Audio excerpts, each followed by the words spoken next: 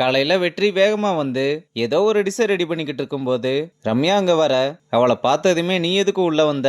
எனக்கு ஏற்கனவே ஏகப்பட்ட பிரச்சனை போய்கிட்டு இருக்கு. நீ உள்ள நிக்கிறத கிச்சன் டீம் பார்த்தா என்னதான் போட்டு தாளிப்பானுங்க. எனக்கு 9 மணிக்கு தான் கிச்சன் டைம் ஆரம்பிக்கும். அது வரை இங்க இருக்க எனக்கு ஃபுல் ரைட்ஸ் இருக்கு. அப்ப ஏன் சும்மா நின்னுகிட்டு இருக்க? அந்த பவுல் எடுத்துட்டு வான்னு 2 பேரும் சேர்ந்து அந்த டிஷ் ரெடி பண்ணி முடிக்க, நம்மளை தேடி எப்படியும் ஒரு பையன் வர மாட்டான். நம்ம தான் கூட்டத்தை தேடி போகணும்னு என்ட்ரன்ஸுக்கு வந்து அங்க போற எல்லார்கிட்டயுமே நம்ம பேண்ட்ரியில புது டிஷ் பண்ணிருக்கோம், சாப்பிட்டு பாக்குறீங்களான்னு கேட்டா கெஸ்ட் எல்லாருமே ஃப்ரீயா கொடுத்து கூட வேணாம்னு சொல்றாங்க.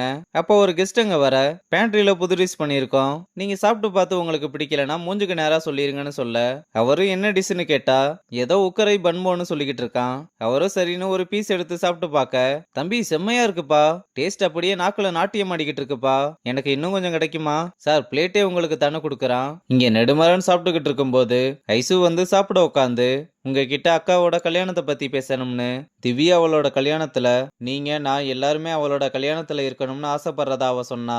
ஆனா உங்களுக்கு பிடிக்காத விஷயத்த நான் பண்ண மாட்டேன்னு உங்களுக்கு தெரியும்ல. நீங்க எதையும் யோசிக்காதீங்கப்பா, நான் அவளோட கல்யாணத்துக்கெல்லாம் போக மாட்டேன்னு சொன்னா, நான் எப்பவோ கையை கழுவிட்டேன்னு சிம்பாலிக்கா சாப்பிட்டு கையை கழுவுற மாதிரி பண்ணிட்டு கிளம்புறாரு. இங்க வெற்றியும் கிச்சன் பக்கம் போகும்போது உள்ள போக முடியலன்னு கிச்சனையே பாத்துக்கிட்டு இருக்க பாண்டி வந்து என்னடா ஃபீலிங்ஸான்னு கேட்டா, ஐசு ராஜன் முன்னாடி ஒரு மாதிரி பேசிட்டா. டேய், இந்த பிரச்சனையெல்லாம் நம்ம தலையில போற நிலைமையில இல்ல. இந்த கிச்சன் ஆர்டர் எதையுமே யோசிக்காத. இப்ப நமக்கு 20,000 நஷ்டத்துல இருக்கத 2 வாரத்துல எப்படி சரி பண்ணலாம்னு யோசி. அதை விட்டுட்டு தேவையில்லாம யோசிச்சுக்கிட்டு இருக்காதுன்னு சொல்றான். இங்க அக்கா காரியும் பாய் ஃப்ரெண்டும் பேசிட்டு வந்துகிட்டு இருக்கும்போது பாய் ஃப்ரெண்ட் எதையோ பார்த்து காமிக்க, என்னடான்னு பார்த்தா அங்க இருக்க போர்டுல அக்கா காரி சின்ன வயசுல இருக்கும்போது நெடுமாறன் அவளை தூக்கி நிக்கிற போட்டோவை வச்சிருக்காங்க. அதை பார்த்து அக்கா காரி ரொம்ப சந்தோஷமா, எல்லா சண்டேவும் அப்பா என்னை இப்படி தூக்கிட்டு தான் ரிசார்ட்டுக்கு வருவாரு, எல்லா மசாலா பாக்ஸையும் ஓபன் பண்ணி ஸ்மெல் பண்ண வைப்பாரு, ஒரு செஃப்பாவே உன்னை வளர்த்துருக்காரு போல. ஆமா, குட்டி செஃப்னு தான் என்ன கூப்பிடுவாங்க.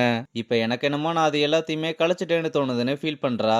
இங்க நம்ம சிவாவும் முட்டையை வச்சு ஒரு டிஷ் ரெடி பண்ணிட்டு, உப்பு காரம் எல்லாமே கரெக்டா இருக்கு, பட்டரையும் சேர்த்துட்டேன்னு சொன்னா, அதை ஆஃப் பண்ண சொல்லிட்டு குக்கிங் பட்டருக்கும் ஃபினிஷிங் பட்டருக்கும் நிறைய டிஃபரன்ஸ் இருக்குன்னு ஸ்டவ் ஆன் பண்ணி மறுபடியும் அந்த டிஷ்ஷை ரெடி பண்ண, ஜானும் அதை பார்த்துக்கிட்டு இருக்காரு. அது ரெடி ஆனதுமே சிவாவை மோந்து பார்க்க சொல்ல, அவனும் மோந்து பார்த்து இப்ப வாசனை ரொம்ப நல்லா இருக்குன்னு சொல்றான். பட்டர் முன்னாடி போட்டா சமைக்கும் போதே அந்த ஸ்மெல் எல்லாம் போயிரும், லாஸ்டா போட்டாதான் அந்த ஸ்மெல் கண்டினியூஸா இருக்கும்னு சொல்றா.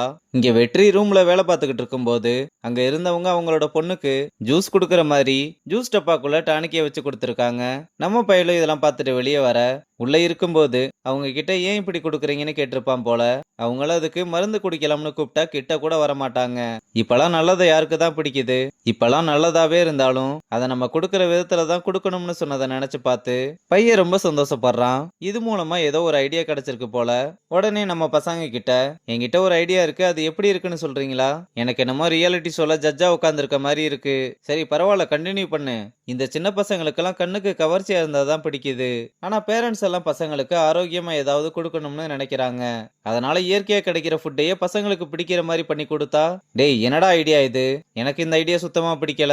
டேய், நான் ஒரு செஃப்பா சொல்றேன், இது நல்ல ஐடியா, எனக்கும் இந்த ஐடியா ரொம்ப பிடிச்சிருக்கு. அப்ப சரி, 2 செஃப் சொல்லிட்டாங்க, நீ மூடு. சரி ஐடியா ஓகே, இதை எப்படி எக்ஸிக்யூட் பண்ண போற? இந்த சின்ன பசங்க டோனட்டை ரொம்ப விரும்பி சாப்பிடுறாங்க, அதை நம்ம மூங்கில் அரிசியில செஞ்சு கொடுக்கலாம், அதே மாதிரி சேப்பக்கிழங்க வச்சு ஐஸ்கிரீம் செஞ்சு கொடுக்கலாம்னு சொன்னதும், டேய் இந்த ஐடியா கண்டிப்பா ஒர்க் அவுட் ஆகும்னு நம்ம பசங்களும் என்கரேஜ் பண்றாங்க. இங்க பிரியா மறுபடியும் எலக்ட்ரிக்கல் ரூமுக்குள்ள வந்து தம்பிக்காரங்கிட்ட சுவிட்ச பத்தி எல்லாம் கேட்டுட்டு, இன்னும் கொஞ்ச நாள் தான் எல்லாமே முடிஞ்சிரும்னு சொல்லிட்டு வெளியே வந்தா, வேணி கரெக்டா வந்து இங்க என்ன பண்ணிக்கிட்டு இருக்கேன்னு கேக்குறா.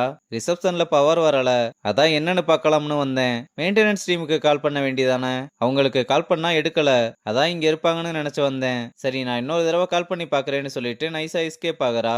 அப்புறம் மெஸ்ல இதையே நினைச்சு உட்கார்ந்து இருக்கும் போது விக்கி வந்து ஏன் ஒரு மாதிரியே உட்கார்ந்துருக்கேன்னு கேட்க, இந்த பிரியா பண்றதெல்லாம் ஏதோ தப்பா இருக்கு. கொஞ்ச நாள் முன்னாடி வாண்டடா வந்து எங்க கூட எல்லாம் க்ளோஸா பேசினா, பார்ட்டிக்கு அவளோட வீட்டுக்கெல்லாம் கூப்பிட்டா. அது எனக்கும் தெரியும், இதுல என்ன இருக்கு?